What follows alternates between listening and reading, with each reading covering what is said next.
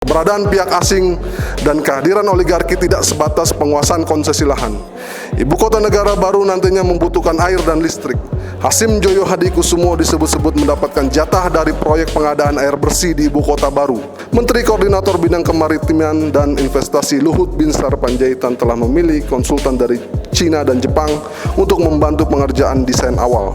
Luhut juga meminta investasi dari perusahaan investasi asal Jepang, yakni SoftBank Corp, sebesar 25 miliar US dollar dari 100 miliar US dollar yang ditawarkan lembaga investasi tersebut. Batalkan proyek pemindahan ibu kota, sebab itu merupakan upaya investor atau oligarki menguasai negara.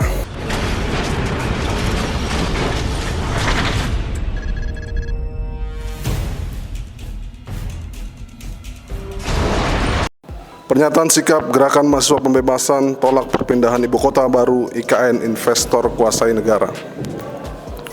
Pada 26 Agustus 2019, Presiden Joko Widodo mengumumkan bahwa ibu kota baru dipindahkan dari DKI Jakarta dan akan dibangun sebagai mega proyek di wilayah administrasi Kabupaten Penajam Pasir Utara dan Kabupaten Kutai Kartanegara, Kalimantan Timur.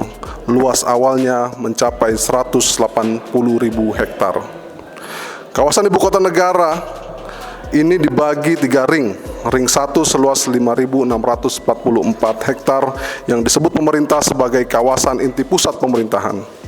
Ring 2 seluas 42.000 hektar yang disebut pemerintah sebagai kawasan ibu kota negara. Dan ring 3 seluas 133.000 hektar yang disebut pemerintah sebagai kawasan perluasan ibu kota negara. Rencana tersebut pada awalnya melambat karena diterpa badai epidemi COVID-19. 2 tahun telah berlalu, menyisakan 2 tahun lagi masa kepemimpinan rezim Jokowi Ma'ruf. Sontak rencana pemindahan ibu kota dikebut, meski negara diprediksi akan menghadapi badai COVID varian Omikron. Seketika rancangan Undang-Undang Ibu Kota Negara atau IKN disahkan DPR dalam rapat paripurna pada hari Selasa, 18 Januari 2022. Perjalanan Undang-Undang IKN dikebut selama 43 hari sejak dibentuknya Pansus RUU IKN pada 7 Desember yang lalu. Proses ugal-ugalan dalam melahirkan regulasi harus dibaca dengan penuh kecurigaan karena belajar dari prosedural yang tergesa-gesa pada akhirnya melahirkan undang-undang yang bermasalah, yaitu Undang-Undang Cipta Kerja, yang berpihak pada sebagian kelompok, diperkuat dengan keputusan Mahkamah Konstitusi terbukti inkonstitusional. Menyikapi disahkannya RUU IKN menjadi Undang-Undang IKN, kami pengurus pusat Gerakan Mahasiswa Pembebasan menyatakan bahwa 1. Pemindahan ibu kota negara akan membebani APBN dalam jangka panjang. Situs khusus milik pemerintah untuk rencana ibu kota negara yaitu ikn.go.id memuat data soal pembiayaan IKN. Perakiraan pendanaan yang diperlukan sekitar 466 triliun untuk pembiayaan IKN. Dari perakiraan ini masih ada potensi pembengkakan. Alokasi APBN mencapai 53,3%, sisanya 46,7% berasal dari kerjasama pemerintah dan badan usaha atau KPBU. Porsi APBN yang diperuntukkan dalam pembiayaan IKN tentu juga diperkirakan malah menambah utang baru. Konsekuensi lanjutannya adalah penambahan pembiayaan bunga utang. Tahun ini saja porsinya sebesar 417 triliun. Rakyat tentunya yang dirugikan karena porsi anggaran untuk publik akan terdampak seperti subsidi, bantuan sosial, pembangunan infrastruktur perdesaan disinyalir berkurang. Sementara peningkatan tarif pajak yang sentuhannya dengan rakyat banyak tak bisa dihindari. Kedua, pemindahan ibu kota negara bukti rezim tidak dapat menyelesaikan persoalan di ibu kota existing, yakni Jakarta. Malah akan membuat masalah baru karena ngotot pindah dengan berbagai alasan yang cenderung mengada-ada. Pertama, alasan bencana yang sering menimpa Jakarta. Rezim mengklaim wilayah IKN yang baru potensi bencananya rendah. Padahal faktanya kerap terjadi banjir. Diberitakan pada Desember tahun lalu, Badan Nasional Penanggulangan Bencana atau BNPB melaporkan ada 3 desa di Kecamatan Sepaku, Kabupaten Penajam Pasir Utara, Provinsi Kalimantan Timur terendam banjir. Kebakaran hutan juga merupakan persoalan klasik yang masih melanda Kalimantan. Dari aspek ekonomi, mengutip hasil riset Institute for Development of Economics and Finance atau INDEF dalam Indonesia Economic Outlook 2022 menilai dampak dari pemindahan ibu kota negara ke Kalimantan Timur dampak makroekonomi relatif kecil, hanya berkisar 0,02%. 3. Ketersediaan lahan IKN baru mengundang tanda tanya besar karena lahan yang ada bukanlah ruang kosong tanpa masalah. Perluasan wilayah yang tadinya 180.000 hektar menjadi 256.142 hektar. Sebagian besar wilayahnya dikuasai sejumlah perusahaan pemilik konsesi lahan. Oligarki diduga di balik pemilik konsesi lahan wilayah IKN.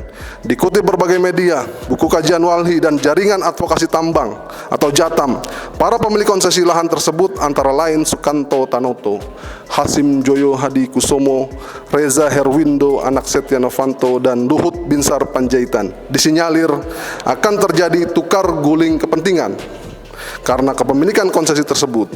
Ditambahkan bahwa sebanyak 148 dari 162 izin konsesi merupakan lahan pertambangan dan tidak sedikit yang meninggalkan lubang-lubang bekas pertambangan yang masih menganga. Keempat, keberadaan pihak asing dan kehadiran oligarki tidak sebatas penguasaan konsesi lahan. Ibu kota negara baru nantinya membutuhkan air dan listrik. Hasim Joyo Hadi Kusumo disebut-sebut mendapatkan jatah dari proyek pengadaan air bersih di ibu kota baru, pembangunan bendungan Sepaku Semoy. Melalui PT Arsari Tirta Pradana, Hasim akan memenuhi kebutuhan air bersih di ibu kota baru di Kabupaten Penajam Pasir Utara. Kalimantan Timur, untuk urusan listrik, pembangkit listrik tenaga air atau PLTA Sungai Kayan di Kalimantan Utara sedang dipersiapkan. Pembangunan mega proyek ini sudah ditetapkan sebagai proyek strategis nasional berdasarkan Peraturan Presiden Nomor 58 Tahun 2018. Perusahaan Power China terlibat dalam pendanaan proyek PLTA Sungai Kayan. Yang kelima, pelibatan pihak asing dalam IKN akan merugikan Indonesia. Bukan hanya dalam aspek ekonomi, namun juga berpotensi kuat hilangnya kedaulatan negara. Ruang yang diberikan rezim kepada pihak swasta sangat luas, mulai dari konsep desain hingga pembiayaan infrastruktur. Menteri Koordinator Bidang Kemaritiman dan Investasi Luhut Binsar Panjaitan telah memilih konsultan dari Cina dan Jepang untuk membantu pengerjaan desain awal. Luhut juga meminta investasi dari perusahaan investasi asal Jepang, yakni SoftBank Corp, sebesar 25 miliar US dollar dari 100 miliar US dollar yang ditawarkan lembaga investasi tersebut. Angka tersebut setara 357,5 triliun atau 70% lebih kebutuhan total anggaran pemindahan IKN.